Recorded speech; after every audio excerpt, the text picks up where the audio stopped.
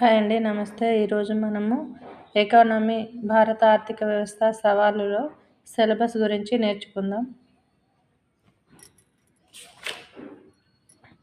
First unit జనాభా శాస్త్రం. ఇందులో 2011 జనాభా లెక్కలు, భారతదేశం నగరాలు జనాభా పరిణామం, భారత జనాభా పెరుగుదల రేటు, ఈ విధంగా జనాభాకు సంబంధించింది. రెండవ యూనిట్ జాతీయ ఆదాయం. జాతీయ ఆదాయం నిర్వచనాలు, కేంద్ర గణాంక సంస్థ జాతీయ ఆదాయాన్ని నిర్ణయించే అంశాలు, జాతీయ ఆదాయ ప్రాముఖ్యత.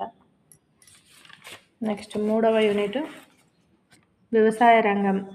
వ్యవసాయం రకాలు, భారతదేశంలో పంటలు, కాలాలు, పంటల తీరు, నీటిపారుదల చూడండి, ఇవన్నీ వ్యవసాయం పరపతి, ఇవన్నీ పథకాలు. నెక్స్ట్ నాలుగవ యూనిట్ పరిశ్రమలు, పారిశ్రామికోత్పత్తి సూచి, పారిశ్రామిక విధానాలు. ఐదవ యూనిట్ ప్రణాళికలు.